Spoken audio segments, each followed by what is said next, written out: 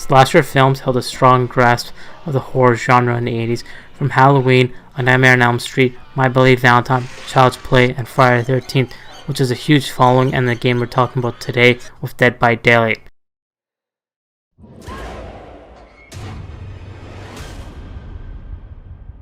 Both these games have the same concept. An overpowered player hunts down multiple people at the same time. Both these games have succeeded in ways the other one hasn't. Dead by Daylight was already established when Friday the 13th the game came out, having multiple DLC killer characters, and even having Michael Myers from Halloween in the game. Dead by Daylight today has multiple famous killers from movies, and it handles their licensing better than Friday the 13th the game does. With how big Friday the 13th franchise is, we don't have anything new from it besides this game. Crazy, unnatural murderers are out and about hunting their prey in today's video.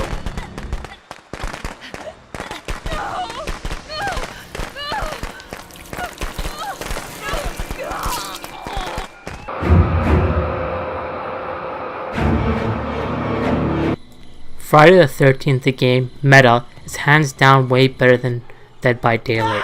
It's not just a stealth game where you need to hide from an overpowered player and do some quick time events, but so much more. As a survivor, there are more than 2 ways of escaping, not like Dead by Daylight where you are forced to do a quick time event on 5 generators to open up the 2 exits, or if you're the last survivor on the playing field while having at least 2 generators up and running will cause a hatch to open up randomly on the map. Friday the 13th the game, exit methods are hands down way better than Dead by Daylight. Method 1 is pretty simple, calling the police and waiting until they arrive and running your teenage booty over to the street exits. But here's the trick to all these escapes. You have to repair or find parts to accomplish your tasks. With the calling of the police, you need to find a fuse, and that could be scattered anywhere on the map. And you need to find the house with the phone, which to my knowledge every map in the game only has 1 phone. While you do have both the fuse and the home with the phone, you need to use the fuse to repair the home power generator. That is only just one escape route. Seems simple, but with how big the map is, everyone working on their own exit strategy, it's hard to accomplish these tasks. Method 2 is simple as well. Survive for 20 minutes. It is possible if you're really good at stealth. Method 3 is a fun one, escaping by car. There are 2 variants of cars, a 2-seater car and a 4-seater car. Some maps will have 1 car or 2 cars, which could lead to problems like one group of survivors working on 1 car but are missing a part that the other group of survivors have. Then it leads to only 1 car being fixed. It's not so simple to escape from the car. The cars will need to be repaired, and you need to find a key to start the car. Once you get the car, battery and gas, you need to start heading your way to the exit with the car. You need to be careful when driving. You can end this path of escape really easily, ramming the car into a tree because it's really bad handling, or Jason can stop you as well. If you're too slow at getting out, Jason will help you and that will end your game.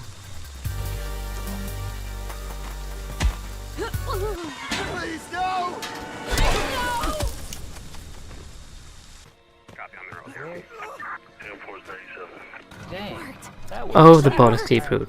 Yeah, I've never escaped this way, but hey, it's a way. Joking aside, it's very similar to the car, but instead of 3 items you need to pick up, it's only 2 for the boat.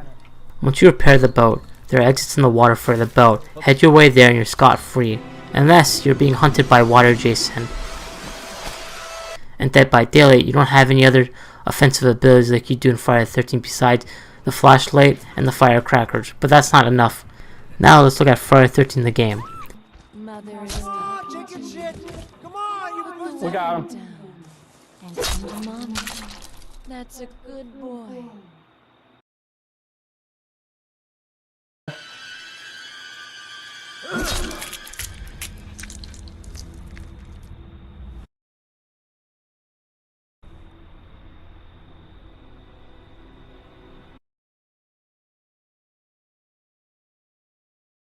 Yep, you just seen Jason getting killed. I left the best for the last method of escaping. By killing Jason, how do you get to the point, you ask? It's not that simple whatsoever. The first step is using the radio calling in superhero Tommy Jarvis, but the trick is that somebody has to die or escape. Tommy Jarvis isn't an NPC, it's a real player. A side note, Tommy Jarvis is voiced by Thorne Matthews, the original Tommy actor. After getting Tommy in, a female counselor needs to head over to Jason's shack, which is where Jason spawns at the start of the game, and pick up Pamela's sweater, Jason's dead mother's sweater if you don't know. Pick up the axe in the shack as well and head over to Jason. While this is all going on, Jason gets notified from his dead mother what the counselors are trying to accomplish. Now it's time to attack Jason with weapons until he loses his mask. When the mask falls off, get the counselors with the sweater in front of Jason and activate the ability which stuns Jason, and any counselor needs to hit Jason in the head with a baseball bat. This will lead to Jason falling down to his knees. Tommy must use a machete or an axe to finish him off. We got him. Just going through all these escape routes, they are just hands down better than Dead by Daylight. Just way more enjoyable and changes the game up a little bit. Once you spawn, you can find a car key and be like, okay, let's try to escape with a car. But if Jason follows your plan, then somebody else could be working on another escape route that you could piggyback off of. Dead by Daylight is less of a teamwork game. I had matches where I would just work on a generator without helping my survivors and escaping. It's just the same playstyle over and over. To me, it's boring after a while. The escaping aspect is a huge part of these games, and one is boring and bland, and the other one is fun. Coming off the escape routes, there is one thing that bothers me in Dead by Daylight: the whole party system. Why would Dead by Daylight do this? If you want to play with your friends and you don't have enough friends to do a private match with, then you'll be stuck playing a survivor only. Let me explain this. There are two ways of searching for a match. One is the survivor, and the second is the killer. So once you party up with whomever, you can't search games under the killer. At that point, you're stuck playing survivor. Here's where Friday the 13th handles things better. You can party up and search for a game, and once you get a game, the killer is randomly selected, and it doesn't work like that in Dead by Daylight. If you really want to play with your friends and play as both the killer and the survivor, you need to make a private match, and you guys will have to rotate who the killer is. It gets worse. It seems like matchmaking is just bad, because more people you have in your party, the longer it takes to get in a game. It's because how they have the match search set up. Most people go over to play as the killer, and finding a match as a killer is no problem, but it's a huge problem if you're playing as a survivor.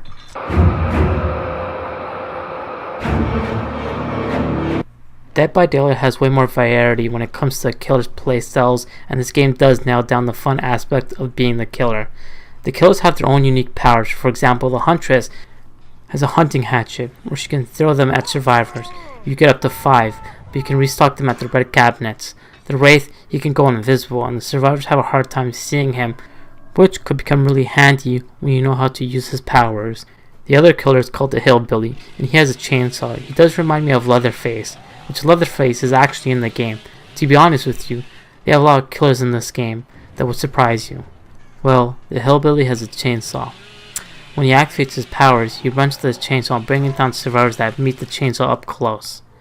The base game gives us 5 killers, and there are around 15 DLC killers: Michael Myers, Freddy Krueger, the pig from the Saw movies, and the Demodragon, whatever how you pronounce it, I'm not sure, but it's from the Stranger Things, and Ghostface, to name a few.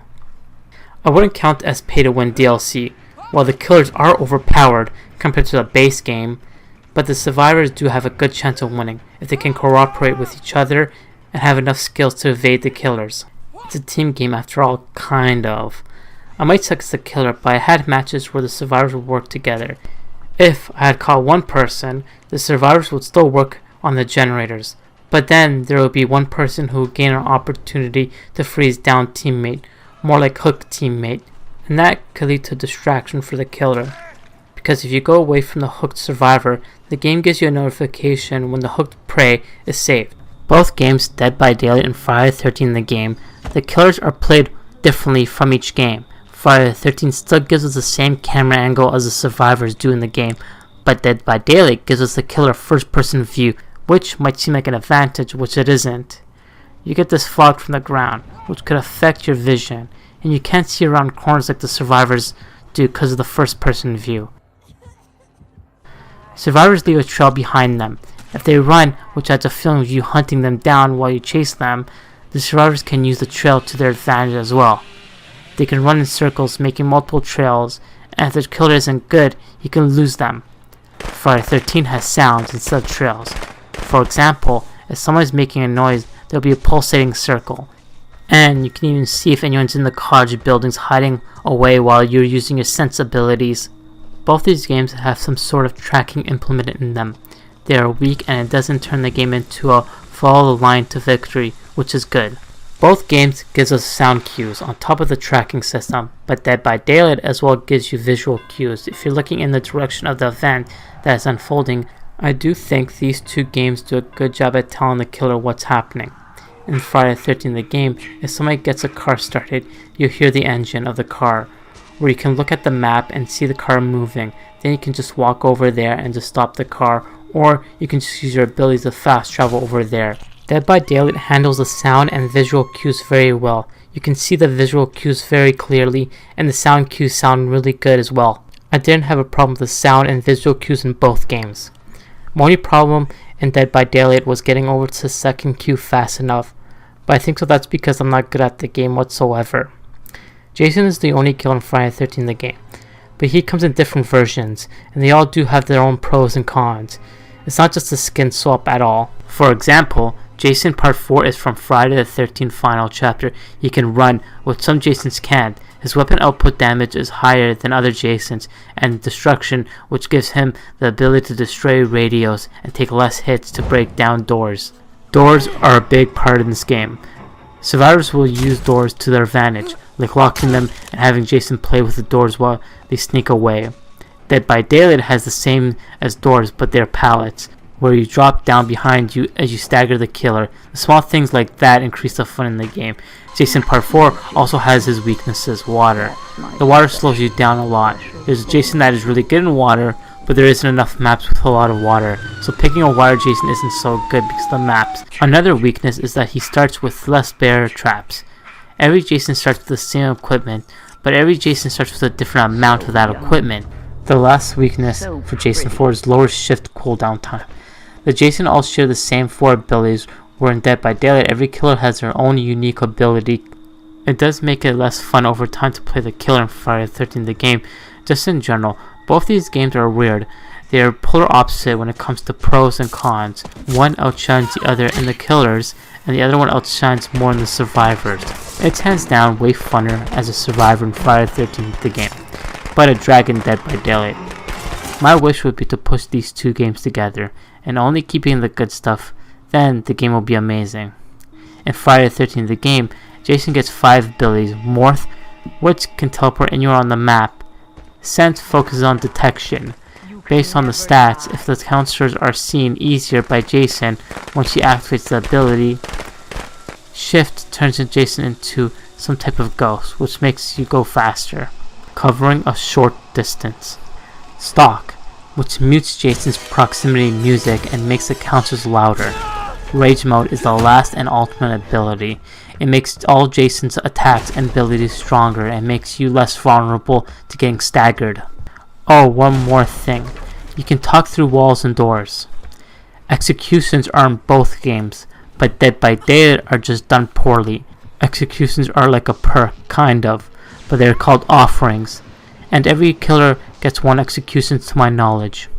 Now Friday the 13th the game, executions are just so satisfying and so well done.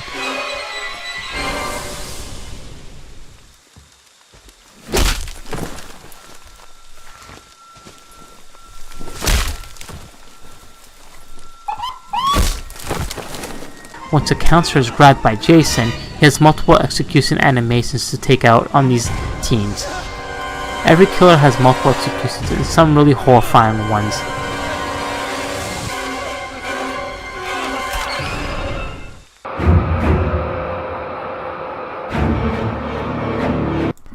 Fans of Friday the 13th haven't gotten an official game since 1989, besides some fan games.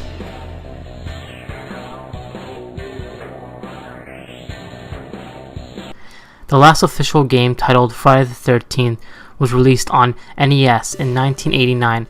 It was a side-scroller, being an ambitious little game, for sure ahead of its time. You could play as 6 camp counselors by switching between them all at any time in the game. The point of the game was to protect the kids and the other camp counselors by getting a weapon and attacking Jason, beating him 3 times. A timer would appear at random times to notify you that Jason's about to kill someone, which you must find Jason and attack him before he can kill someone. At the time, the The game was 10 to its difficulty, and it's known to have one of the most scary original songs in video game history.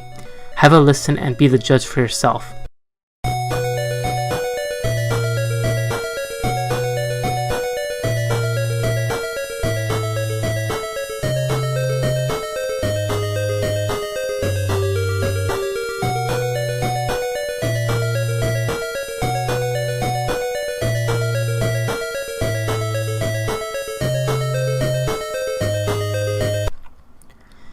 The atmosphere was really well done back in '89 with this game.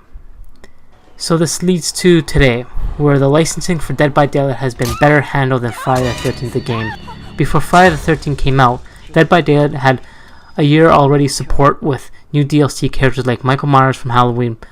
Plus, after fan-favorite characters like Bill from Left 4 Dead and a whole slate of killers from different movies, Friday the 13th had legal problems, which stopped the game being better than Dead by Daylight. Friday the 13th original plan was to have new characters like Jason X, which he is actually in the game files, so Mars can actually use him, but officially he isn't in the game. The studio couldn't add new game modes or new characters to the game. Even there was a campaign plan for the game which was scrapped, but the lawsuit was the biggest obstacle the game had. Victor Miller was the original movie writer and Shane Cunningham, the director, are fighting over who owns Jason and the royalties for the whole franchise. There's a reason why the whole IP has been stuck in this limbo for years. That's why nothing new has come out regarding Friday the 13th. The closing chapter for Friday the 13th the game ends on November 2020. The dedicated series for Friday the 13th have been shut down because of the lack of players, which the lawsuit caused. I had a lot of fun with Friday the 13th the game, but things come to an end, and hopefully we can have some good stuff from the franchise. Have the writer and the director make up. Dead by Daylight is still going strong, releasing new characters. Before I wrote this whole video out, Dead by Daylight new killer came out. It's perfect time to get into the game and have some fun. Well, it looks like you guys got all the way through the video. Thanks. This is my first video, so it's a lot of just blindly learning how to just make an actual good video. I do think so the writing in this video is pretty bad. I do think so I will improve for sure. It's just the first step and see how this is gonna go. But thank you if you guys have, thanks for watching, and if you guys have any notes you guys want to tell me, you guys have anything, any advice, toss in the comments, and thanks for watching.